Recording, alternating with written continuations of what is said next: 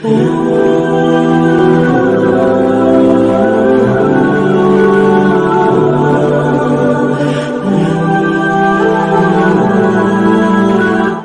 آپ کو ایمان اور یقین حاصل ہو تو پھر دعا کریں اللہ اس پر استقامت عطا فرمائے، پھر اس پہ ڈٹ جائے۔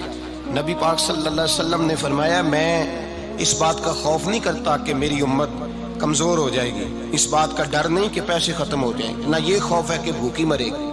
حضور کس بات کا خوف ہے؟ تو نبی پاک نے فرمایا خوف یہ ہے کہ ان کا یقین کمزور ہو جائے گا۔ یاد رکھیں اگر اعتبار نہ ہو تو گھر نہیں چلتا، تو اگر اللہ رسول پر یقین کامل نہ ہو تو پھر بندہ مسجد نہیں آ سکتا، پھر اس کا دین نہیں چلتا، پھر اس کے لیے مشکل ہے نماز، پھر اس کے لیے مشکل ہے راہ خدا میں خرچ کرنا۔ میرے نبی پاک نے فرمایا یوں نہ کہا کر کہ یا اللہ چاہے تو دے چاہے تو نہ دے، جب مالک سے مانگ تو کہا کر یا اللہ تجھی سے مانگنا ہے، میں لے کے اٹھوں گا، تو مجھے دے گا۔ فرمایا جتنا تیرا یقین کامل ہوگا اتنا ہی اللہ تجھے جھولی بھر کے عطا فرمائے گا۔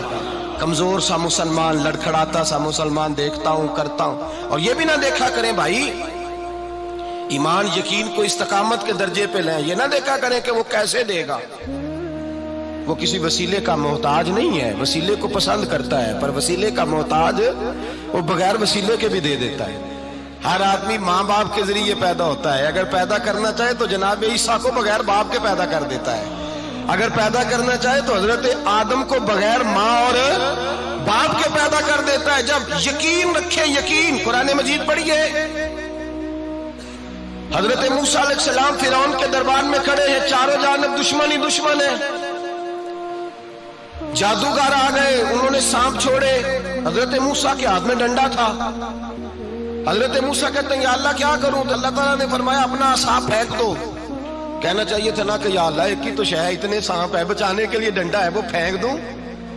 ڈنڈا پھینکا جاتا ہے، سانپ کو دیکھ کر کے قابو کیا جاتا ہے۔ یہ میرا اور آپ کا ذوق ہے نا، لیکن انبیاء کرام کا انداز ملاحظہ کیجئے میرے عزیزو۔ اللہ فرماتے ہیں ڈنڈا، اے موسیٰ ڈال دے اپنا عصا، پہلے نہیں فرمایا کہ سانپ بن جائے گا، فرمایا بس تو ڈال دے۔ میں اور آپ ہوتے ہیں تو سام سامنے ہے، ڈنڈا ہاتھ میں ہے، ہم کہیں گے عجیب بات ہے، یہی تو دفاع کی چیز ہے، اسی کو ڈال دوں تو بچوں گا کیسے؟ کہا ڈال دو، تو حضرت موسیٰ نے ڈال دیا، کہا میرے رب کا حکم ہے تو میرے لیے بہتر ہی ہوگا۔ اللہ فرماتے ہیں جب موسیٰ نے ڈالا تو میں نے اس ڈنڈے کو، اس عصا کو اژدہا بنا دیا۔ اب کبھی عصا بھی اژدہا بنے، کبھی چھڑی بھی بہت بڑا اژدہا بنی ہے، لیکن قرآن کہتا ہے جناب موسیٰ نے ڈالا تو اللہ نے اژدہا، بلکہ اس سے پیچھے چلیے، عورتیں کمزور یقین کی ہوتی ہیں نا، جناب موسیٰ پیدا ہوئے تو اللہ فرماتے ہیں میں نے موسیٰ کی ماں کے دل میں بات ڈالی، ماں کے دل میں صندوق میں ڈال کے تو اس کو دریا میں بہا دے۔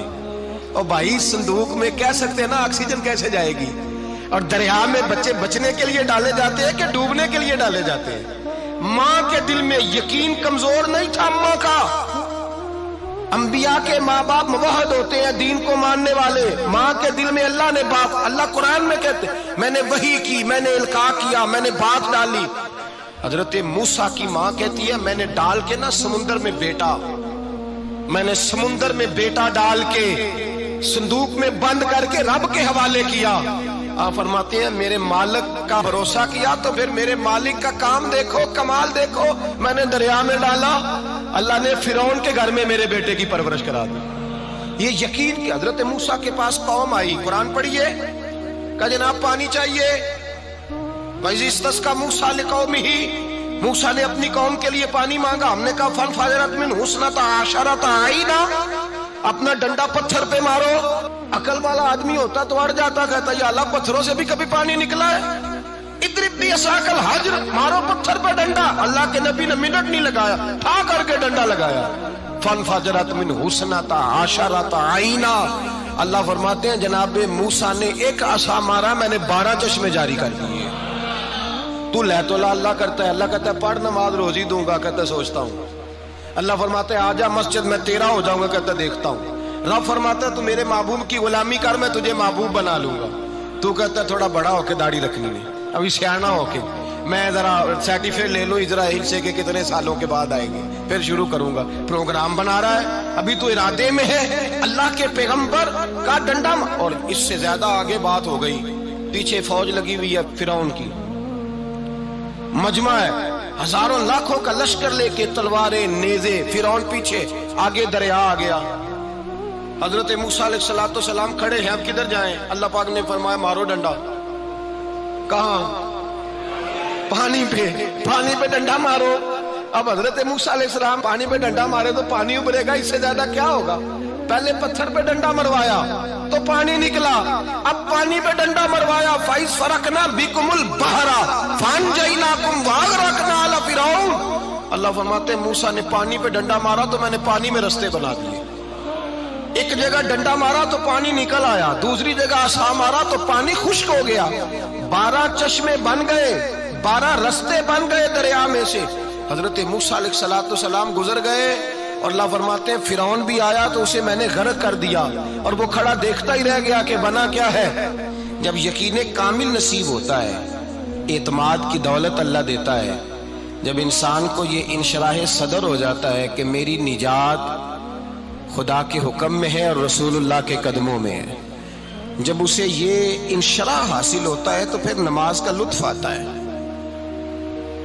غور کیجئے کیا جملہ کہہ دیا میں نے، پھر اسے نماز کا پھر اسے نماز بوجھ نہیں بلکہ نماز نہ پڑھے تو اس پر بوجھ ہوتا ہے، پھر قرآن مجید اس کی روح کا ساتھی ہو جاتا ہے، پھر عبادات، تقوی، پرہیزگاری، پھر وہ ایک سنت کے چھوٹنے پر پریشان رہتا ہے جب یقین کی دولت نصیب ہوتی ہے۔ قرآن مجید فرقان حمید نے کہا ایمان لاؤ تو پھر ایمان پہ ڈٹ جاؤ، مسلمان بنو تو پھر اسلام پر۔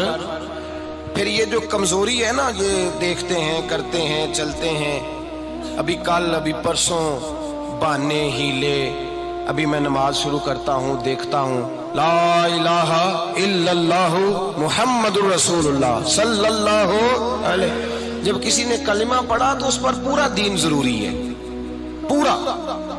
اب وہ یہ نہیں کہہ سکتا کہ تھوڑا تھوڑا کر کے آؤں گا۔ یقین کی دولت نعمت ہے۔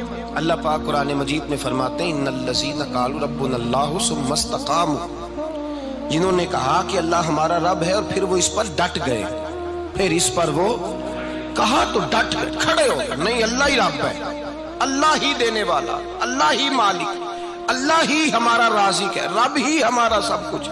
جب ڈٹ گئے تو فرمایا تتنزل علیہم الملائکہ، پھر میں ان کی مدد کے لیے آسمان سے فرشتوں کا نزول فرمایا کرتا ہوں۔ فرشتے کیا کہتے ہیں؟ اللہ تخافوا ولا تحزنوا، غم نہ کرنا، خوف نہ کھانا، وابشروا بالجنۃ التی کنتم توعدون، ہم تو تمہیں اللہ تبارک و تعالیٰ کی اس جنت کی خوشخبری دینے آئے ہیں جس کا رب نے تمہارے ساتھ وعدہ کیا ہوا ہے۔ پھر فرشتوں کا نزول ہوتا ہے، لیکن شرط کیا ہے کہ ایمان لائے، اور پھر ایمان پر پھر یہ نہ سوچے کہ وہ کس طرح دے گا، وہ کیسے عطا کرے گا، وہ میری مدد کس طرح کرے گا، نظام کیسے چلے، ڈٹ جائے، کہے میرے اللہ کا حکم ہے تو میں نے حلال ہی کھانا ہے، میرے رب کا حکم ہے تو میں نے تھوڑے پہ ہی گزارا کرنا ہے، میرے مالک کا حکم ہے تو میں نے اپنی جیب دیکھنی یا دوسرے کی نہیں دیکھنی، میرے رب کا حکم ہے تو میں نے اس کی اطاعت میں رہنا۔ جب ڈٹ جائے گا اللہ کے احکامات پر، جب ڈٹ جائے گا تو اللہ فرماتا ہے پھر میں تیری مدد کے لیے فرشتوں کا نزول کروں گا۔ نبی پاک صلی اللہ علیہ وسلم نے فرمایا 2 دولتیں اگر کسی کو اللہ دے دے تو سمجھے اللہ نے اسے دنیا کی سب سے زیادہ دولت عطا فرما دی۔ یا رسول اللہ وہ کون کون سی چیزیں ہیں؟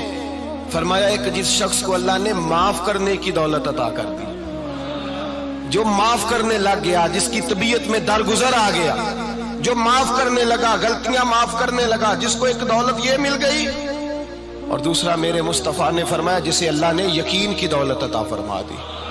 جس کو یہ 2 دولتیں مل جائیں، ایک درگزر کرنا، دوسرا رب رسول پہ یقین کامل رکھنا، اسے کائنات کی ہر شے مل گئی۔ میرے نبی پاک نے فرمایا جب بھی دعا مانگو خدا سے یہ 2 نعمتیں مانگا کرو، عرض کیا کرو اے اللہ درگزر کی دولت عطا فرما، اے اللہ تو ہمیں یقین کی دولت عطا فرما، ایمان کی قوت اور پختگی نصیب فرما۔ میرے بھائی حضور نے فرمایا مانگ کے لو۔ کمزور ایمان والا شخص کسی کام کا نہیں ہوتا۔ جس آدمی کے ذہن میں شک کا بیج ایک دفعہ جنم لیتا ہے وہ آدمی تو غلام سے بدتر ہے۔ بے کیف سجدہ، روٹھی روٹھی سی عبادت، اس کی زندگی کیفیات سے خالی ہے۔ جس شخص کو پتہ چل جائے نا لوگ میرے مخالف ہیں، اس کا تو سجن رہتا ہی کوئی نہیں۔ اصل بات یہ ہوتی ہے کہ یہاں سوچ بیٹھا ہے کہ دنیا میرے خلاف ہے، یہاں مخالفت یہاں بیٹھ گئی ہے، دو بندے باتیں کر رہے ہیں تو پریشان ہے، میرے خلاف ہی لگے ہوئے ہیں، میری ہی بات ہو رہی ہے، کیونکہ اصل تکلیف کہاں ہے؟ اور اگر یہاں یقین کامل ہو گیا نا کہ سارے مجھ سے پیار ہی کرتے ہیں، تو پھر دو بندوں کو بات کرتا دیکھیں گے تو یہی سوچے گا میری تعریفیں کر رہے ہیں۔